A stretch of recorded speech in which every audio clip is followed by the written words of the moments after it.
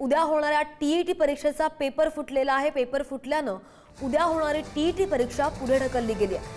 भिवंडीमध्ये टीईटीचा paper फुटल्याची माहिती आहे। गोपनीय माहितीच्या आधारे पोलिसांनी भिवंडीमध्ये धाड टाकली। भिवंडीमधील काही जणांकडे प्रश्नपत्रिकेतील सगळे प्रश्न आढळून आलेले आहेत आणि पेपर फुटीचा राज्यामधील 4,28,000 विद्यार्थ्यांना फटका बसलेला आहे।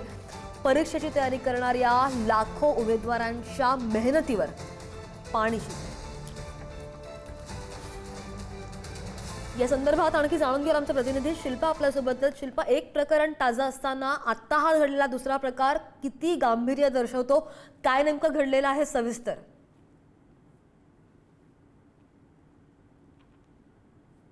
श्रद्धा, आपण जर पाहिलं तर नीट परीक्षेचा जो गैरप्रकार होता तो अजून ताजा आहे। तेच आता शिक्षक भरती जी आहे टीईटी परीक्षा ती आता स्थगित झाल्याची माहिती समोर आलेली आहे।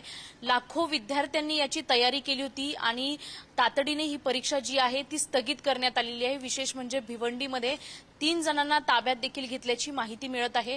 आपण जर पाहिलं तर टीईटीची परीक्षा ही होणार होती उद्या आणि ती आता स्थगित झाल्यामुळे जे लाखो तरुण तरुणी आहेत त्यांच्या मेहनतीवर कुठेतरी पाणी फिरल्याचं पाहायला मिळतंय।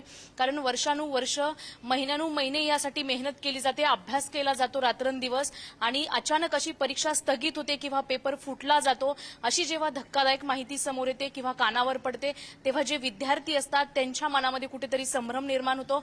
कारण एका परीक्षेसाठी वर्षानुवर्ष दिवस रात्र अभ्यास केला जातो। नीटची परीक्षा आपण जर पाहिली तर त्या बाबतीत देखील असाच गैरप्रकार आढळून आला आणि आता ते प्रकरण ताजा आहे। ते टीईटीची जी ही परीक्षा आहे ती देखील स्थगित झालेली आहे। भिवंडीतून 3 जणांना ताब्यात घेतलेलं आहे आणि विशेष म्हणजे आता ही परीक्षा कधी घेतली जाईल किंवा हिची तारीख निश्चित कधी होईल याबाबतची अजून कुठलीही माहिती आलेली नाही। मात्र अधिकृत जे संकेतस्थळ आहे वेबसाईटवर याची माहिती दिली जाणार असल्याचं सांगितलं जात आहे। मात्र आपण जर पाहिलं तर लाखो तरुण तरुणी जे आहेत त्या अनेक मेहनत आपली स्वतःची मेहनत करत असतात। कुठेतरी जॉब मिळेल, या परीक्षेतून आपण पास होऊ असं प्रत्येकाचं स्वप्न असतं। मात्र आता या स्वप्नांनाच कुठेतरी आपल्याला जो फेरविचार आहे तो करावा लागणार आहे। कारण टीईटीची जी ही परीक्षा होणार होती ती थेट स्थगित करण्यात आलेली आहे। याचे एकमेव कारण ज्या पेपर आहेत ते पेपर फुटलेले, लीक झालेले समजलेले आहे आणि याच संदर्भात पोलिसांनी कारवाई केलेली आहे। भिवंडीतून 3 जणांना ताब्यात देखील घेतलेलं आहे। पुढची कारवाई देखील केली जाणार आहे। मात्र आपण पाहतोय श्रद्धा, गेल्या अनेक वर्षांपासून अशा ह्या परीक्षा ज्या होत आहेत वेगवेगळ्या प्रकारच्या त्यांचे गैरव्यवहार किंवा गैरप्रकार समोर येत आहेत। अनेक वेळा पेपर फुटले जात आहेत। सध्या आपण जर राजकारणात पाहिलं तर खासदार आमदार फुटल्याची ज्या चर्चा आहेत त्या सुरू आहेत आणि दुसरीकडे जर पाहायला गेलं तर लाखो तरुणांचं जे स्वप्न आहे त्या स्वप्नांचा चुराडा होतोय की काय असा प्रश्न निर्माण झालेला आहे। कारण नीट परीक्षा जी होती त्या संदर्भात गैरप्रकार झाला, ते प्रकरण ताजं होतं। त्यात आता पुन्हा टीईटीची परीक्षा आहे, त्यामुळे आता लाखो जे तरुण आहेत त्यांच्या स्वप्नांवर पाणी फिरलं जाते की काय असंच म्हणावं लागेल श्रद्धा। अगदी शिल्पा, धन्यवाद दिलेल्या सगळ्या सविस्तर माहितीसाठी। तर महत्त्वाची आणि मोठी बातमी समोर येते, उद्या होणाऱ्या टीईटी परीक्षेचा पेपर फुटलेला आहे आणि हा पेपर फुटल्यानं उद्या जी टीईटीची परीक्षा होणार होती ही परीक्षा पुढे ढकलली गेली आहे। भिवंडीमध्ये हा सगळा प्रकार घडलेला आहे। भिवंडीमध्ये टीईटीचा पेपर फुटलेला आहे आणि गोपनीय माहिती समोर आली, त्याच माहितीच्या आधारे पोलिसांनी भिवंडीमध्ये धाड टाकलेली आहे। भिवंडीमधील काही जणांकडे प्रश्नपत्रिकेमधील काही प्रश्न आढळून आले आणि त्यामुळे हा प्रकार उघडकीस आलेला आहे। मात्र या पेपर फुटीचा राज्यातल्या 4,28,000 विद्यार्थ्यांना फटका बसलेला आहे। ही 2 दृश्य सध्या आपण पाहतोय। जसं आमच्या शिल्पा प्रतिनिधी त्यांनी दिलेल्या ताज्या माहितीनुसार आपण पाहतोय की अगोदर नीटचा पेपर फुटला आणि हे नीटचं प्रकरण ताजं असताना आता टीईटी संदर्भात सुद्धा हेच घडलेलं आहे। विद्यार्थ्यांच्या मानसिकतेवर याचा परिणाम होईल, कारण की हे विद्यार्थी बराच काळ या परीक्षेची तयारी करत असतात। मात्र आता पुढे काय हा सवाल आहे।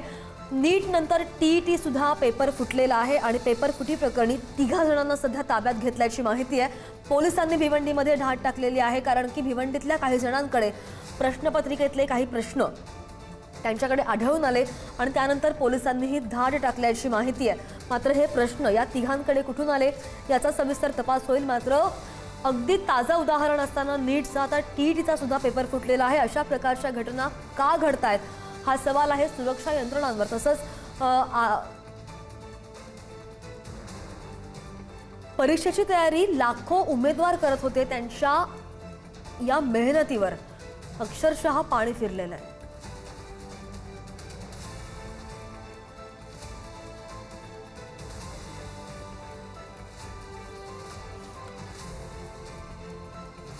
आणि याच सगळ्या प्रकरणावर राज्यमंत्री पंकज भोयर यांची प्रतिक्रिया आली, आपण पाहूया. महाराष्ट्र राज्य शिक्षा परिषदेच्या वतीनं संपूर्ण महाराष्ट्रामध्ये शिक्षक पात्रता परीक्षा ही 28 जून रोजी घेण्यात येणार होती, ज्यामध्ये जवळजवळ महाराष्ट्रातल्या 1028 केंद्रांवर ही परीक्षा होणार होती. परंतु आणि ही परीक्षा अतिशय सुरक्षित पद्धतीनं, पारदर्शक पद्धतीनं झाली पाहिजे याची खबरदारी महाराष्ट्र राज्य शिक्षा परिषदेच्या वतीनं घेण्यात आली होती. कारण आपण बघितलं की नीटचा पेपर मागे त्यावेळेस लीक झाला होता, म्हणून सर्व उपाययोजना महाराष्ट्र राज्य शिक्षा परिषदेच्या वतीनं करण्यात आली. परंतु काल मात्र काही अनोळखी इस्मांकडे अशा पद्धतीचे पेपर आढळून येत असल्याची माहिती भिवंडी परिसरातल्या पोलिसांना त्या ठिकाणी मिळाली. तात्काळ आमच्या गृह विभागाच्या भिवंडी पोलिसांनी त्या इसमांना त्या ठिकाणी पकडलं आणि सदर पेपर हा TET संबंधित जो महाराष्ट्र राज्य शिक्षा परिषदेने तयार केला होता त्यांचाच आहे का हे शिक्षण विभागाच्या अधिकाऱ्यांसोबत कन्फर्म केलं. ती माहिती त्या ठिकाणी प्राप्त झाली. ही परीक्षा पारदर्शक पद्धतीनं होण्याकरिता उद्याची TET परीक्षा ही रद्द करण्यात आलेली असून ही पुढे ढकलण्यात आलेली आहे आणि पारदर्शक पद्धतीनंच ही परीक्षा यानंतर घेण्यात येईल. शालेय शिक्षण राज्यमंत्री पंकज भोयर यांची ही प्रतिक्रिया आपण नुकतीच पुढारी न्यूजवर पाहिलेली आहे. मुलांना कोणत्याही प्रकारचा फटका बसू नये आणि ही परीक्षा पारदर्शक पद्धतीनं पार पडावी यासाठी ही परीक्षा पुढे ढकलल्याची माहिती स्वतः शालेय शिक्षण राज्यमंत्री पंकज भोयर यांनी दिली आहे. भिवंडीमध्ये TETचा पेपर फुटलेला आहे. गोपनीय माहितीच्या आधारे पोलिसांनी भिवंडीमध्ये धाड टाकली आणि काही जणांकडे या प्रश्नपत्रिकेतले काही प्रश्न आढळून आले आणि त्यामुळे पेपर फुटला. उद्या होणारी TET परीक्षा पुढे ढकलली गेली आहे. मात्र या पेपर फुटीचा राज्यामधील 4,28,000 विद्यार्थ्यांना फटका बसतोय.